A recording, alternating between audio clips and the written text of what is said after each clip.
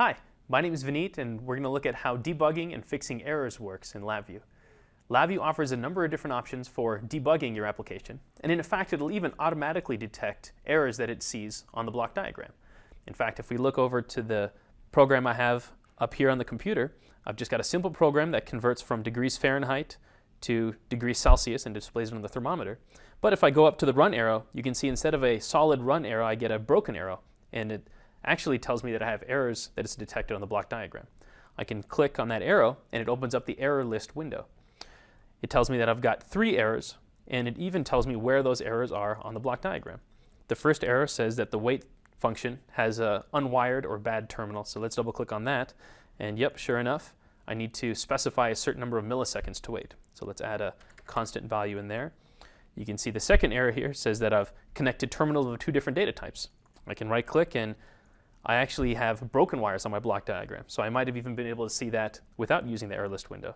If I hover over this, I get the exact message that tells me that I'm going from a double precision number over to a string, and I need to provide a little bit more information in order to make that happen. So that's an easy fix. I can go to the string palette and drop down the number to decimal string function, and once I insert that, I'm able to make that conversion and that error disappears. Lastly, I have a problem with how my while loop is configured. It says that the conditional terminal is not wired. Well, if I double click on that, it tells me that overall the while loop needs to have some sort of stop condition. Well, I can right click on the condition terminal and I can create a control value, and that way my user has a stop button now to stop the program when they're finished with it. Let's make that a little bit bigger. And now if I go back up to that broken arrow, it's become a solid arrow. So I know that my program will now be able to execute. When I hit run, I'm able to adjust the number of degrees Fahrenheit and see the corresponding value in degrees Celsius. And then I even have a string indicator that's effectively been converted from a numeric to string, and that's being shown here as well in this temperature value display. Well, that's how I would fix some of the automatically detected errors that LabVIEW sees on the block diagram. But there's a number of different options for probing wires and values during execution as well. I can start by looking at the highlight execution button.